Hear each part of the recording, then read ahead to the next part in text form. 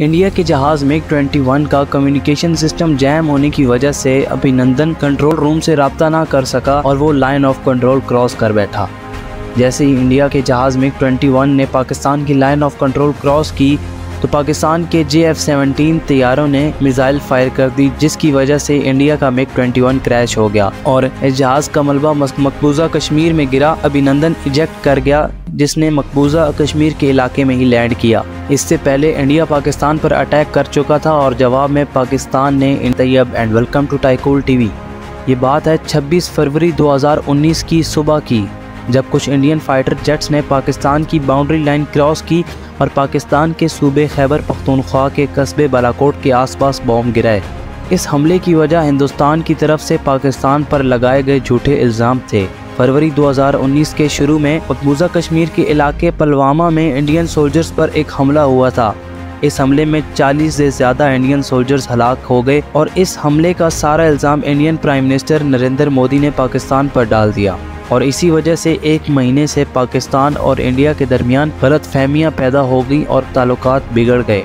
26 फरवरी 2019 के बालाकोट वाले हमले के बाद जब पाकिस्तान एयरफोर्स के फाइटर जेट्स आगे बढ़े तो इंडियन फाइटर जेट्स वहीं से वापस भागे, जिसमें इंडिया के मेराज, SU-27 और MiG-21 शामिल थे।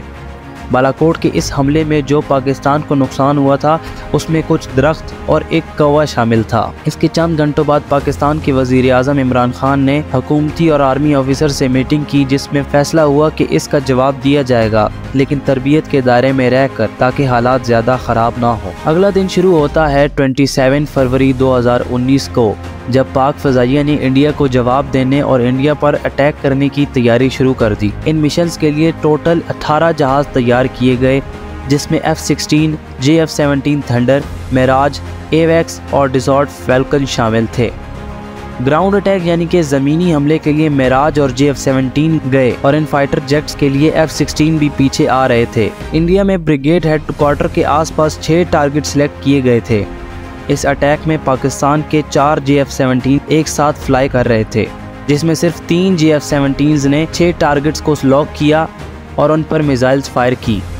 इनमें 2 टारगेट्स ब्रिगेड हेडक्वार्टर पर लॉक थे, जिसमें उस वक्त टॉप इंडियन मिलिट्री लीडरशिप बैठी थी और पाकिस्तानी JF-17 ने इन दोनों टारगेट से थोड़ा साइड पर मिसाइल्स गिराए, क्योंकि वो सिर्फ इंडिया को वार्निंग देना चाहते थे।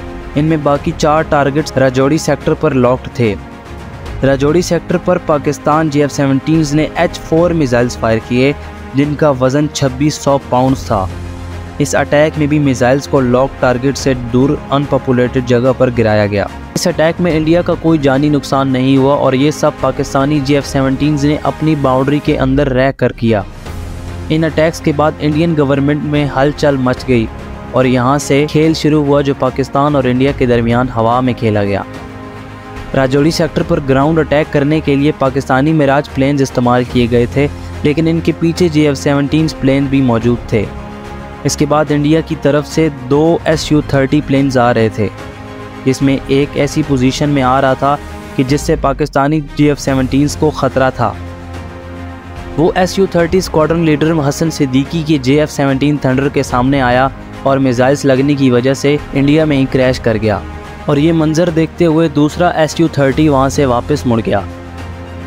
इसके बाद इंडिया की तरफ से एक Mi-17 हेलीकॉप्टर भेजा गया ताकि वो इन्वेस्टिगेट कर सकें कि उनका SU-30 कहाँ गिरा है, लेकिन वो हेलीकॉप्टर श्रीनगर में इंडिया के ही मिसाइल का शिकार हो गया। जी हाँ, इंडिया ने अपने हेलीकॉप्टर को पाकिस्तानी हेलीकॉप्टर समझकर खुद ही मिसाइल मारकर गिरा दिया और बाद में इंडियन फोर्स ने ये बात खुद ही मान ली कि उन्होंने गलती से अपना ही हेलीकॉप्टर गिरा दिया था। ये हेलीकॉप्टर मकबूजा कश्मीर में गिरा, जिसमें हेलीकॉप्टर में बैठे 6 इंडियन सोल्जर्स हलाक हुए। इतनी देर में इंडिया ने श्रीनगर एयरबेस से अपने MiG-21 जहाज़ भेजे कि वो पाकिस्तानी JF-17 से जाकर मुकाबला करें। इसमें से एक MiG-21 विंग कमांडर अभिनंदन उड़ा रहे थे। इस वक्त पाकिस्तान का एक इलेक्ट्रॉनिक वारफेयर जहाज़ पहले से ही हवा में मौजूद था, जिसने अभिनंदन के MiG-21 जहाज़ के कम्युनिकेशन सिस्टम को जैम कर दिया, जिसकी वजह से अभिनंदन का कंट्रोल रूम से राब्ता ही ख़त्म हो गया और वो LOC यानी कि लाइन ऑफ कंट्रोल क्रॉस कर गया। आगे पाकिस्तान के एरिया में पहले से 2 JF-17 मौजूद थे, जिनमें स्क्वाड्रन लीडर हसन सिद्दीकी और विंग कमांडर नौमान थे। विंग कमांडर नौमान ने फौरन अभिनंदन के LOC क्रॉस करते हुए MiG-21 को टारगेट किया और मिसाइल फायर कर दी, जिससे अभिनंदन का जहाज़ क्रैश हो गया। पाकिस्तान एयरफोर्स ने ये पहले से ही डिसाइड किया हुआ था कि अगर इंडिया के किसी जहाज़ ने हमारी लाइन ऑफ कंट्रोल क्रॉस की तो कोई गुंजाइश नहीं होगी और जहाज़ को गिरा दिया जाएगा। इसके अलावा पाकिस्तानी फाइटर जेट्स ने इंडिया के मज़ीद 4 जहाज़ पर टारगेट लॉक किया हुआ था, लेकिन लाइन ऑफ कंट्रोल क्रॉस ना करने की वजह से उनको जाने दिया गया।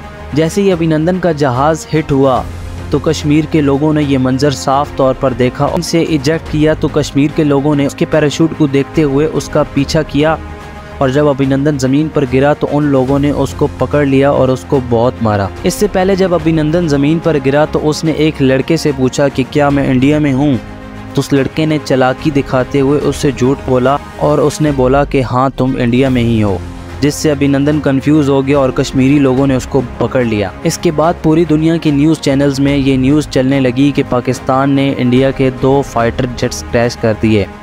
अभिनंदन का जहाज़ हिट होने और लैंड होने के दरमियान ही एयर चीफ और आर्मी चीफ ने ये फैसला किया कि जिस पायलट ने इजेक्ट किया है उसको रेस्क्यू करना है, और इसी वजह से पाकिस्तानी आर्मी सोल्जर्स वहाँ पहुँच गए जहाँ अभिनंदन ने लैंड होना था और वहाँ से उसको रेस्क्यू किया गया। 1 मार्च 2019 को अभिनंदन को रिहा करने का फैसला किया गया और उससे पहले अभिनंदन को पाकिस्तान में ही रखा गया था।